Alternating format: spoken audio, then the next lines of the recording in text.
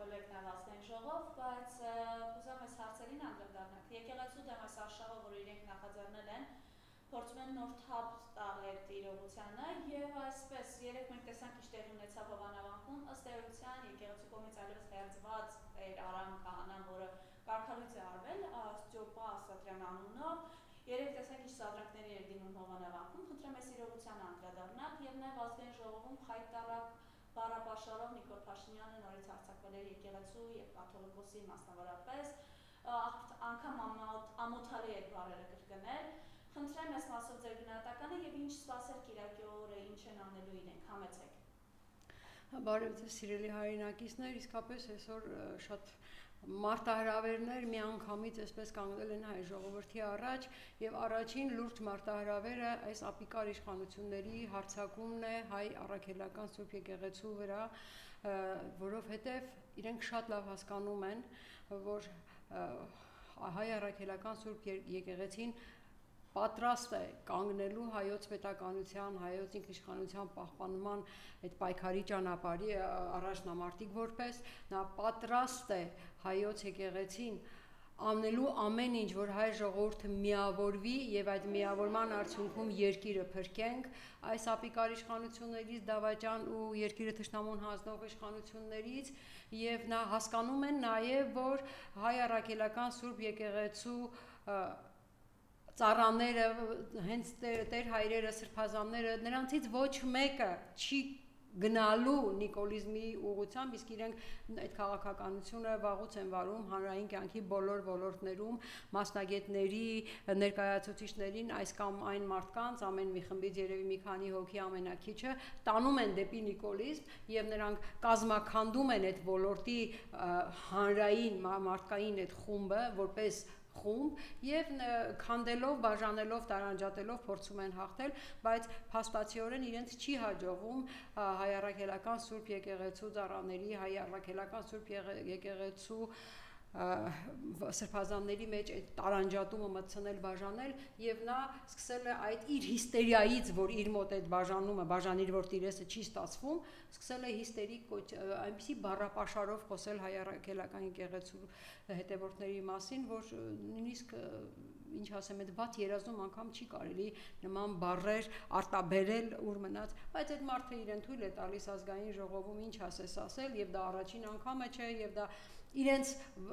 վարչապետն է, որը հայհոյում է ազգային ժողովում, ով հանրության այդ հանդիպումներում է երկու, այսպես ասած, այդ բլդուղները լիքը ուտելով հայհոյանքով խոսում է ներկա այդ հանդիպումների մասնակիցների հետ, նրանից ամեն ինչ սպասելի է։ Իսկ ինչ կատարվեց երեք Հովանավանքում, դա մեղմ ասած սպասելի էր։ Նրանք գտել են ինչ որ մեկին, Ստյոպիկ կոչվածին, ով իրենց կողմն է անցել եւ փորձում են օգտագործել, որ սրբազանի կաթողիկոսի նկատմամբ ինչ որ մատնություններ անի, այսպես ասած, եւ հենվելով այդ մատնությունների վրա փորձեն հայ ժողովրդին հանել եկեղեցու դեմ, փորձեն հիմնավորել իրենց հարձակումը հայ առաքելական Սուրբ եկեղեցու վրա, փորձեն հիմնավորել իրենց հարձակումը Սուրբ Էջմիածնի վրա։ Սա է նրանց գործելավոճը, հարձակվել, գտնել 1, 2, 3 տարանջատվածների, նրանց միջոցով գործեր կարել եւ այդ գործեր կարելով, բարձրաձայնելով այդ գործերը, իրենց կարած գործերը բարձրաձայնելով, հիմնվել դրանցով եւ հարձակվել այդ կառույցի վրա։ Սա իրենց ամենօրյա գործելավոճն է եւ դա նորություն չէ ոչ կոնկրետ կառույցների համար եւ ոչ էլ առավել եւս հայ ժողովրդի համար, բայց նրանք շատ լավ հասկացել են նաև արդեն եւ նույնիսկ միգուցե երեք փորձարկում էին, թե ինչքանով հայ ժողովուրդը, հայ առաքելական Սուրբ եկեղեցու հետևորդները կհրաժարվեն առաքելական Սուրբ եկեղեցու կանոններից եւ կգնան, ասենք այդ Արամ եւ այլն, չգիտեմ ինչպես է կոչում, չեմ էլ ուզում նրա այդ անունները տալ, նրա կողմից կատարվող ծիսակատարությանը մասնակից դառնալ եւ իրենք երեք համոզվեցին, որ հայ առաքելական Սուրբ եկեղեցու հետևորդը երբեք իրեն թույլ չի տա, որ նման կեղտը, նման արարածը պսակադրության ծես կատարի։ Նրանք դրանում համոզվեցին եւ Այդ նույնը պետք է անել ամեն տեղ, այդ նույնը պետք է անել բոլոր հնարավոր են կետերում, որտեղ նման քահանաներ կարող են Աստված մի արասե հայտնվել, բայց ես չեմ կարծում, որ նրանց թիվը կարող է շատ լինել, միգուցե 3-4 ոչ ավել, եւ հենց դա է այս իշխանական ուժերին այդպես կատաղեցնում, որովհետեւ չեն կարողանում ջարդել, քանդել այդ միասնական ուժը եկեղեցիականների, հոգևորականների, սրբազանների այդ միասնական ուժը եւ բնականաբար սիրելի հանրություն, սիրելի հայ ժողովուրդ, մենք բոլորս լինելով հայ առաքելական Սուրբ եկեղեցու հետևորդներ, մենք բոլորս լինելով այո մեր կաթողիկոսի զավակները պետք է տեր կանգնենք մեր եկեղեցուն եւ թույլ չտանք, որ ինչ որ ապիկարներ, ինչ որ անաստվածներ որևէ կերպ փորձեն հարձակում գործել առաքելական Սուրբ եկեղեցու այս կամ այն մեծ կամ փոքր կառույցի վրա, մեծ կամ փոքր վանքի, մեծ կամ փոքր եկեղեցու նրա աշխատակցի, նրա ներկայացուցիչի վրա եւ ես համոզված եմ, որ մենք բոլորս պատրաստ ենք տեր կանգնելու մեր եկեղեցուն եւ որ պահին կարիքը լինի, միասնաբար հայտնվելու ենք այնտեղ, որտեղ այդ կարիքը կզգացվի։ Ես ուզում բայց մի փոքր էլի ձեր գնահատական Փաշինյանի հետ խայտառակ բառապաշարին, որ ինքը շարունակում է կիրառել եկեղեցիականների կաթողիկոսի գլխավորության պես մակնացածին եւ նաեւ Ալեն Սիմոնյանը ասում է, թող չհասցնի նրան, դե չեմ ուզում Ավազանի անունը դիմում վեհապարին, որ դուռ պատուան չունենա դուրս գալու, խնդրեմ։ Գիտեք ինչ, Ալեն Սիմոնյանը նույն Նիկոլ Փաշինյանն է, հասկանում եք, նրանք ամեն ինչ կարող են անել, նրանք ամեն ինչի պատրաստ են, ամեն ինչ կարող են արտահայտել, միայն թե իրենք ունենան պահեն իրենց իշխանությունը, նախ են, որ չտեսան պատից կախ, տեսան ճակտից կախ, ով էր Ալեն Սիմոնյանը 5 տարի առաջ, ով է հիմա ազգային ժողովի նախագահն իր երազներում անգամ չէր կարող նման բան տեսնել, հիմա այս իշխանությունը ունի եւ ինքը մեզնից բոլորից շատ լավ գիտի, թե ինքը այս ընթացքում ինչ է արել մեր հայ ժողովրդի գլխին, իր մասնակցությամբ ինչ դավաճանական որոշումներ են կայացվել, իր անմիջական աջակցությամբ ինչ ահավոր որոշումներ վճիռներ են կայացվել տարբեր միջազգային հարթակներում հայ ժողովրդի նկատմամբ, Արցախահայության նկատմամբ, Արցախի նկատմամբ, ինքը շատ լավ գիտի, թե ինչ է արել եւ ինքը շատ լավ գիտի, երբ որ այդ իշխանությունը կորցնելուց հետո ինչ պատժի առաջ է կանգնելու։ Դրա համար ինքը արդեն բոլոր հնարավոր չափերն անցել է եւ իր դեմքը այլևս փակելու հնարավորություն չունի, այլևս չի կարող իր դեմքը փակել, նա պետք է ներկայանա այնպես ինչպիսին կա իր էությունն է, իր ներքին աշխարհն է, իսկ իր ներքին աշխարհը ամենակեղտոտ մարդու ներքին աշխարհն է, ամենավատ մարդու ներքին աշխարհն է, եւ նրանք արդեն բացահայտորեն ցուցադրում են իրենց տեսակը, որովհետեւ էլի եմ կրկնում, իրենք ամենալավը գիտեն, թե ինչ դավաճանություն, ինչեր են արել այս երկրի գլխին, ինչեր են խոստացել մեր երկրի թշնամիներին, ինչի դիմաց են խոստացել այդ ամենը անելու եւ ինչքան ժամանակում անել են խոստացել եւ իրենք շատ լավ գիտեն, որ հենց այդ ժամանակը լրանա եւ իրենց խոստումները կատարված չլինեն, ինչ պատժի առաջ են կանգնելու հենց այդ մարդկանց կողմից եւ հենց այդ սարսափն են իրենց դարձրել այսպիսին բացահայտը, դա ոչ թե դարձրել այսպիսին, այլ այդ սարսափից նրանք այլևս ոչ մի բան չեն թաքցնում, իրենք բացահայտ իրենց տեսակը ցուցադրում են, միայն թե այդ դիմացինին, ում որ խոստացել են, նրան ասեն, տեսեք, որ մենք մեր հնարավոր բոլոր միջոցները կիրառում ենք ձեր հրահանգները կատարելու համար, իսկ իրենց հրահանգները բնականաբար Արցախը հանձնելն էր, որ արդեն արել են, եւ բնականաբար շարունակությունը Հայաստանի սահմանները հանձնելն է եւ Հայաստանը կտոր Թուրքին հանձնելն է, ինչպես էլի եմ կրկնում, Թումանյանի Չարի վերջի հերոսը կգվի նա իր ձակերին հերթով տալիս է եւ այսօր իրենք արդեն հենց այդ ճանապարհն են բռնել, իրենք այսօր այդ խաղաղություն թուղթ կոչվածը, որ այսպես գովերքում են, դա գովերքում են ոչ թե որովհետեւ խաղաղություն են ուզում, այլ որովհետեւ ուզում են անընդհատ հայ ժողովրդի ականջին նստել եւ վախեցնել պատերազմի վտանգով։ Նրանց ուզածը դա է, որ հայ ժողովուրդը վախենալով պատերազմից, պատերազմի վտանգից, համաձայնվի այս մի կտորն էլ հանձնել, համաձայնվի այն մի կտորն էլ հանձնել, համաձայնվի հաջորդ կտորն էլ հանձնել, որովհետև իրենք դրանք խոստացել են, ինչի դիմաց դա իրենք գիտեն, եւ հետագայում իհարկե պարզվելու է թե ինչի դիմաց, բայց այդ կտոր հանձնելու թույլտվությունը ժողովրդից ստանալու համար, ոչ թե թույլտվությունը, այլ որ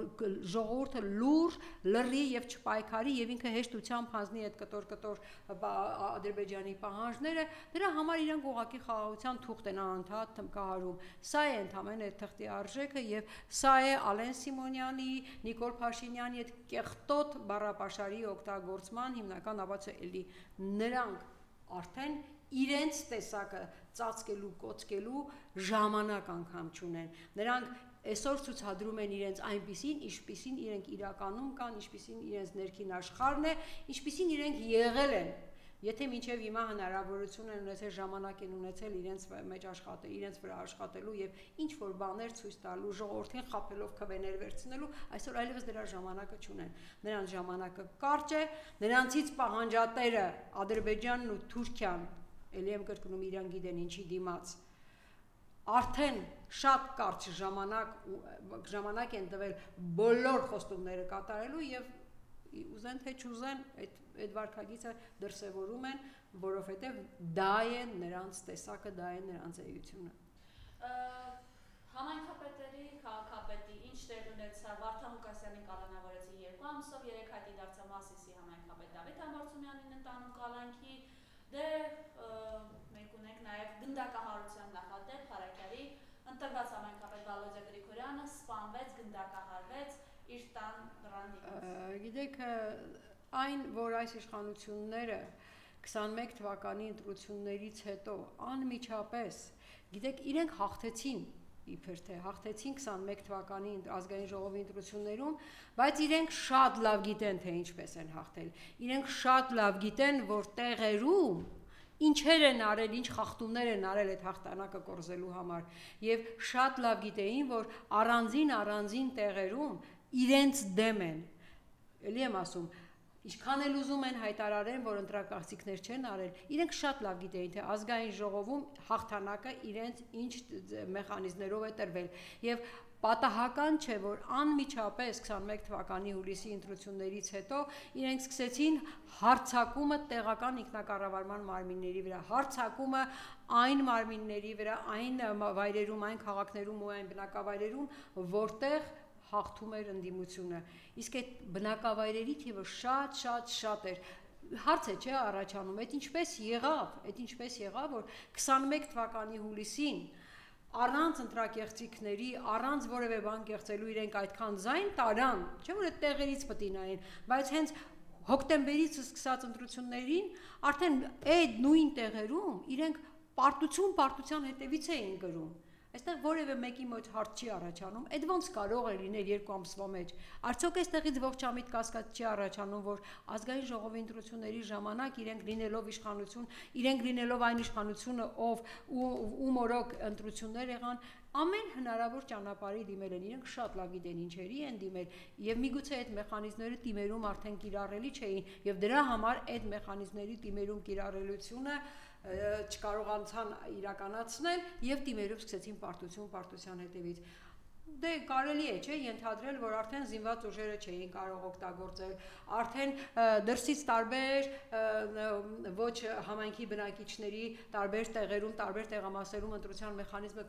չէին կարող օգտագործել, որովհետև համայնքի բնակիչը շատ լավ գիտի իր համայնքի բնակիչին եւ երբեք թույլ չէր տա, անմիջապես կճանաչեր դրսից եկողին, ով պետք է մասնակցի թիմ ընտրություններին իրենց համայնքի ղեկավարության եւ այդքան արդեն քչացել էր թիմերում ընտրությունները կեղծելու իրենց մեխանիզմներն ու հնարավորությունները եւ համայնքի հետևից իրենք պարտություններ էին գրում եւ հենց 21 թվականի հոկտեմբերից արդեն իրենք սկսեցին այն հարձակումը այն մարմինների տեղական ինքնակառավարման մարմինների ղեկավարների ավականիների վրա իրենց խառնակչիությամբ այդ ավականիների մեջ տարանջատում մտցնել, որպեսզի այնտեղ որտեղ արդեն ընդդիմությունը հաղթել էր կամ ընդդիմադիր ուժերը միավորվելով կարողացել էին ունենալ ընդդիմադիր համայնքի ղեկավար, այդ բոլոր տեղերում իրենց խառնակչիության արդյունքում սկսեցին կամաց ազատվել, իրենք հնարավորություն ստացան ազատվել կամ հեռացնել ղեկավարներին։ Դա եղել է Ախուրյանում, դա եղել է Անիում, դա եղել է Բերդում, դա եղել է Վարդենիսում, դա եղել է Վանաձորում։ Ես անընդհատ իմ ելույթներում խոսում եմ, չեմ ուզում դրանք մանրամասը, բայց փորձեք բացել, նայել ինչ կատարվեց Անիում, ինչ կատարվեց Սիսիանում, ինչ կատարվեց Թալինում, իրենց խառնակչության արդյունքում նրանք մտան, խառնեցին ավականին, ավականու անդամներից այստեղից այնտեղից գողացան մանդատներ եւ ընտրված համայնքի ղեկավարի լիազորությունները ցած դնելու պայմաններ ստեղծեցին կամ արտահերթ 3 ամսյա նիստերը այնպես արեցին, որ չկայանան եւ գնան արտահերթ ընտրություններ։ Սա է իրենց գործելավոճը եւ ըստ էության այդ մեխանիզմը, այդ խառնակչիությունը ավականիների մեջ բաժանություն մտցնելը, համայնքի ղեկավարների նկատմամբ գործեր կարելը իրենք 21 թվականի հոկտեմբերից մինչև օրս կիրառում են եւ գնալով ավելի դաժան ձևեր է ստանում, դաժան մեթոդներ են կիրառվում եւ պետք է ընդհանրապես հիշել Վանաձորը, որը 4 տարի չունի համայնքի ղեկավար, որովհետեւ Փաշինյանը գողացել է վանաձորցիների ընտրելու իրավունքը, համայնքի ղեկավար ունենալու իրավունքը եւ ասում են ընտրությունները չեն կեղծել։ Բա որ չեք կեղծել, ինչ եք արել, դուք ավելի վատ բան եք արել։ Դուք գողացել եք համայնքի բնակիչների իրենց ընտրությամբ ղեկավար ունենալու իրավունքը, դուք գող եք ընդհանրապես, ոչ թե չեք կեղծել, դուք սարսափելի բան եք արել, դուք գողացել եք ընտրական քվեները, մանդատները, դուք ըստ էության ինչ արեցիք Փարաքարում, ընտրված համայնքի ղեկավարին պարզապես գնդակահարեցիք։ Գիտեք ինչի եմ ասում հստակ, որ գնդակահարեցիք, որովհետև ինչպես է պատահում, որ սպանվում է երեկոյան ժամը 10-ին, 11-ին համայնքի ղեկավարը, ուղիղ հաջորդ օրը ժամը 11-ին կառավարության նիստում վարչապետ կոչվածը մի անգամից ներկայացնում է վարկածը, թե ինչից սպանվեց, ով կարող էր սպանել համայնքի ղեկավարին։ Դա վրեժխնդրություն է։ Հասկանում եք, դու ով ես, բա սահմանադրական կարգի տապալումը որտեղ է, բա որտեղ մնաց դատական գործադիր իշխանությունների այդ զսպումներն ու հակակշռումները, դու ինչ իրավունք ունես որևէ կերպ միջամտելու իրավական գործընթացին, չէ որ դա պետք է քննչական մարմինը հայտներ, դիտարկի տարբեր վարկածներ, դատարանը պիտի որոշի ով սպանեց, ինչու սպանեց, ինչ վրեժխնդրություն էր, թե ուրիշ մի բան էր, այո միգուցե վրեժխնդրություն էր, բայց ես կասկած կարող եմ ունենալ, որ այդ վրեժխնդրությունը ոչ թե ինչ-որ ազգային, ինչ-որ բարեկամական, ինչ-որ համայնքային բնակիչների վրեժխնդրություն էր, այլ ընդդիմություն, իշխանություն վրեժխնդրություն էր։ Ես կարող եմ, չէ՞, այդ ողջամիտ կասկածը ունենալ։ Այդ ինչպես եղավ, որ վարչապետը մի անգամից վարկածը հայտարարեց, ինչպես Ազատի կացարանում 15 զինվորների հրդեհից արվելու դեպքի վերաբերյալ, ուղիղ հաջորդ օրը իր վարկածը հայտարարեց, թե ով ինչպես բենզինը լցեց եւ տեսանք, որ հենց այդ միակ վարկածը քննարկվեց, այդ միակ վարկածը քննչական մարմինները առաջ տարան եւ այդպես էլ հաստատեցին։ Այսինքն ինչ է նշանակում, այդ Նիկոլ Փաշինյանը պայծառատես է, չգիտեմ, գուշակիչ է, գուշակող է, չէ, նա ոչ պայծառատես է, ոչ գուշակող է։ Ես կարող եմ շատ հստակ ողջամիտ կասկած ունենալ, որ ինքը այդ ամենի մասին նախապես տեղեկացված է եղել։ Նա արդեն տեղեկացված է եղել, ինչ է լինելու, որտեղ է լինելու, ով է անելու։ Այդ ինչ մի դժվար էր այդ վրեժխնդրության համար այդ ազգական բարեկամ կամ նախկին քաղաքապետի բարեկամ որևէ մեկին կաշառել եւ խոստանալ, որ ինքը այդքան լուրջ պատժի չի առաջանա, թող սպանի եւ վրեժխնդրության անվան տակ առաջ կտանեն։ Դժվար չի, չէ՞, այդպես կազմակերպել։ Ես կարող եմ, չէ՞, ողջամիտ կասկած ունենալ, որ իշխանությունը հետ նման ձևով էլ կազմակերպել է սպանությունը։ Կամ Գյումրիում, ինչ արեցիք Գյումրիում, 6 ամիս նրանք չէին կարողանում մարսել, Վանաձորը չեն մարսել, քիչ է հիմա էլ Գյումրիում պարտությունը, նույն բանը եղավ Գյումրիում, չէ, մինչև էդ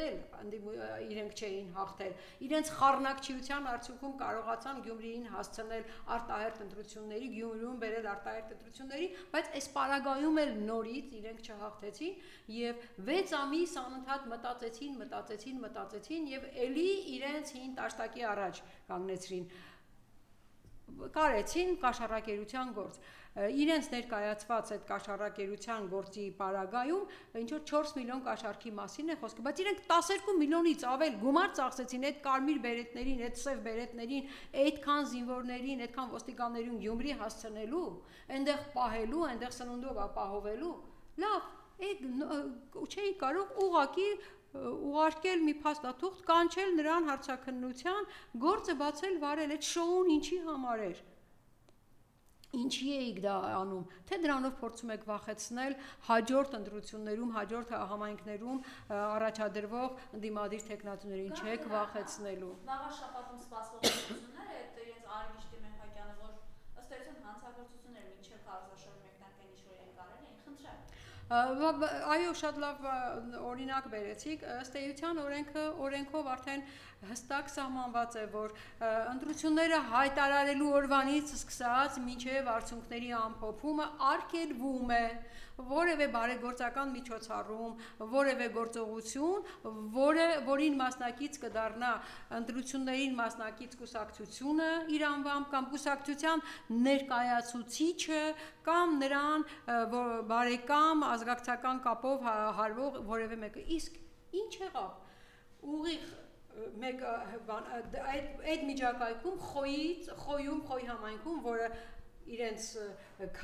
ձեռքով միանգամից միացվեց Էջմիածնին, որովհետև միայն վաղաշաբաթում Էջմիածնում նրանք չէին կարող բնականաբար հաղթանակ տանել, իրենց հաշվարկով խոյը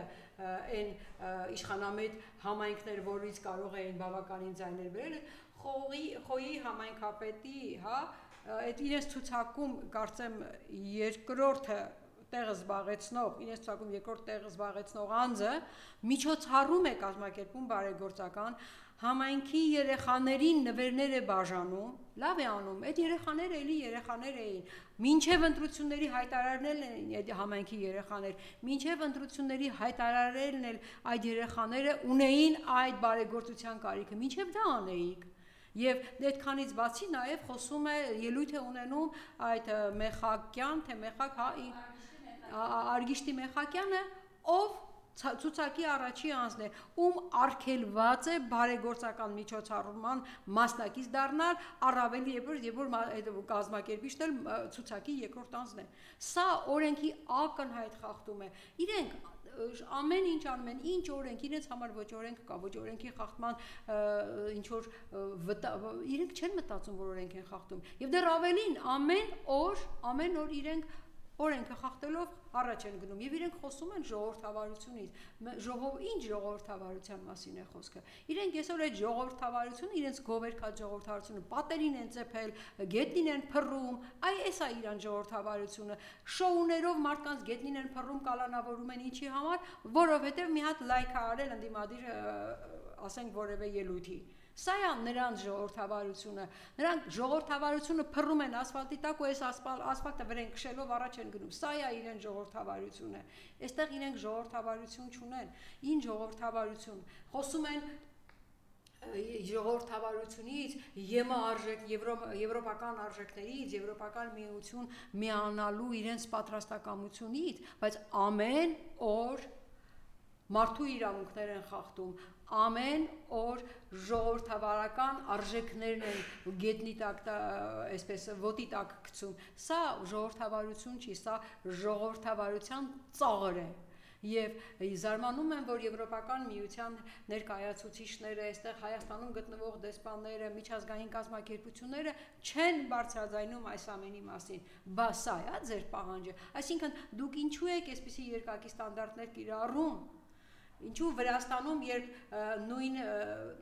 ընդդիմադիր ուժերի նկատմամբ ինչ-որ բան է կատարվում, դուք անմիջապես այսպես հերթով, կարգով սկսում եք քննադատել իշխանություններին, բայց այսօր այստեղ նույն բանը ավելի վատ, ավելի սարսափելի կերպով կատարվում է ընդդիմադիր ուժերի նկատմամբ Հայաստանում։ Բայց ինչի որևէ մեկը որևէ ձայն չեք անում, թե դա ձեզ ձեռք է տալիս։ Ես կարող եմ, չէ, այդպես ասել, որ այո, դա ձեզ ձեռք է տալիս, որովհետև այս ամենի հետևում կանգնած են Թուրքիան եւ Ադրբեջանը, այս ամենի հետևում կանգնած են թուրքական փողերը, այս ամենի հետևում կանգնած է թուրքական իշխանությունը իրենց պահանջներով, որ կտոր Հայաստանը իրենք ստանան, եւ դրա համար իրենք ամեն ինչ անելու են, որ այս իշխանությունը մնա իշխանություն, ուրիշ ավելի լավին չեն կարող գտնել, որ այսպես հանգիստ իրենց ուզածը անում է, այսպես մաս իրենց ուզածը անում է, ավելի լավ իշխանություն որտեղից պիտի գտնեին, խոսում են անկախությունից, խոսում են ինքնիշխանությունից, սիրելի հայրենակիցներ, փորձեք ձեզ տրամադրել, շատ վատ բան եմ ասում, շատ դժվար բան եմ ասում, բայց փորձեք ձեզ տրամադրել ու կարդալ նիկոլիզմի թեզերը, նիկոլիզմի այդ գաղափարախոսության թեզերը, իրենք հենց այնտեղ սևով սպիտակի վրա գրում են, անկախությունը դա շատերից, շատ երկրներից կախվածությունն է, սրանից լավ բացահայտել իրենց դեմքը, ինչ է նշանակում անկախությունը շատ երկրներից կախվածությունն է եւ իհարկե բնականաբար այդ շատ երկրների շարքում երևի առաջին հորիզոնականում Թուրքիան է լինելու, բնական է, հաջորդ թեզը կարդացեք, ճիշտ եմ, էլի եմ ասում, դժվար է, բայց կարդացեք, հաջորդ թեզը ժողովրդավարության եւ իրենք ասում են երկրի իշխանությունը երկիրը ժողովրդին է, ժողովրդի իշխանություն է Եվ դրանից անմիջապես հետո ասում են ժողովուրդը իշխանության տերն է, բայց ժողովուրդը այն քաղաքացին է, որ ապրում է Հայաստանում եւ հաջորդ նախադասությունը քաղաքացին է մինչեւ այդ նախադասությունը այն քաղաքացին է, որ ապրում է Հայաստանում եւ նա պարտադիր չէ, որ հայ լինի, բնականաբար պարտադիր չէ, մեղմ ասած ոչինչ, անմեղ մտքեր են Հաջորդ նախադասությունը, որ իրենք անընդհատ օգտագործում են, որ մեր երկիրը ունի ժողովրդագրական լուրջ խնդիր եւ ժողովրդագրական այդ խնդիրը պետք է լուծվի եւ հնարավոր չէ այլ կերպ լուծել, քան ներգաղթով։ Նորից մտածում ես, որ ժողովրդագրության խնդիր լուծելու 4 հիմնական ուղղություններից մեկը ներգաղթի ապահովումն է, բայց դա չգիտես ինչպես, պատահաբար, թե միամիտ, զուգահեռ այն պահին, երբ Ադրբեջանը խոսում է 300,000 ադրբեջանցիների Հայաստան տեղափոխվելու անհրաժեշտության մասին։ Հիմա դուք կասեք, որ սա պատահականություն է, հիմա դուք կասեք, որ սա ինքնիշխանությունը ապահովելու քայլեր է, 300,000 ադրբեջանցին գալիս է Հայաստան, դառնում է Հայաստանի քաղաքացին, իրենց թեզով դառնում է Հայաստանի տերը 300,000 ադրբեջանցին դառնում է քաղաքացի դրանով ժողովուրդ դրանով իշխանության երկրի տերը եւ խոսում ենք ինքնիշխանությունից նրանք ամեն ինչ անում են որ ադրբեջանական բոլոր պահանջները կատարվեն թեզերով կողքից այսպես մանևրելով ուղիղ ամեն ինչ ասում են նրանք երբեք չեն թաքցնում իրենց ցանկությունները այո իրենք եկել են թուրք-ադրբեջանական տանդեմի ծրագրերը իրականացնելու եւ Շատ քանի որ շատ կարճ ժամանակ է մնացել իրենց իշխանության, իրենք շատ լավ գիտեն, որ այլևս վերընտրվելու շանսերը զրոյացվում են, պետք է գնան կամ լուրջ կեղծիքների, կամ բացահայտ այսպես հարձակումների ընդդիմադիր ղեկավարներին կալանավորելու, ընդդիմադիր ղեկավարներին գլխատելու, ընդդիմադիր ուժերի նկատմամբ հազար ու մի կալանք գործարքելու, նույնիսկ բանին, երեք արդեն կալանք ստացավ, կալանքի որոշում տվեց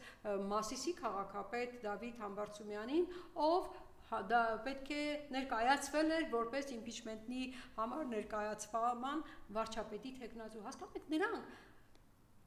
նրանք երեք առաջի օրը հերթով կարգով խոսում էին որ այդ իմպիչմենտը չի հնարավոր չի լինել որովհետև իրենցից ոչ մի 18 ստորագրություն չի միանալու ոչ մի 18 պատգամավոր չի միանալու այդ 54 ձայն ունենալու Բայց անմիջապես կալանավորում են Դավիթ Համբարձումյանին։ Այստեղ հարց է չի առաջանում, թե դուք էլ ինքներդ ձեզ չեք հավատում, թե դուք էլ ինքներդ ձեզ չեք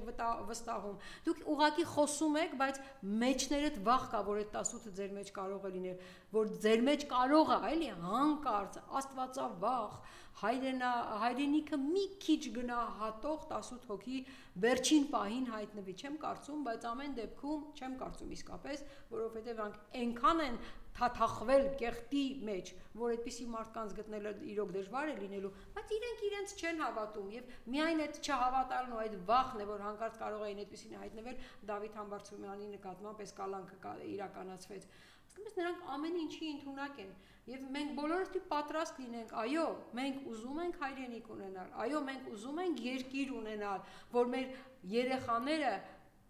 անկախ, ինքնիշխան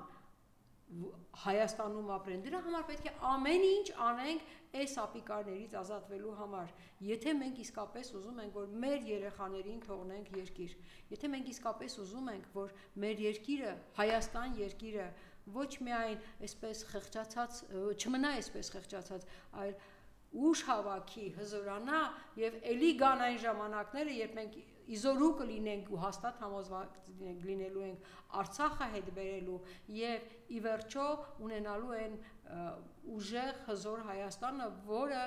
մեր երազանքն է։ Մենք երբեք չենք հրաժարվելու մեր երազանքներից, մենք երբեք հետ չենք կանգնելու այդ ծրագրերի իրականացնելուց եւ ոչ մեկը, ոչ մի վախի առաջ չենք ընկրկելու, ոչ մի ապիկար իշխանությունների այս գազանությունների դեմ չենք ընկրկելու եւ ամեն ինչ անելու ենք սրանցից ազատվելու եւ վերջապես մեր երկիրը փրկելու, զարգացնելու ու հզորացնելու համար։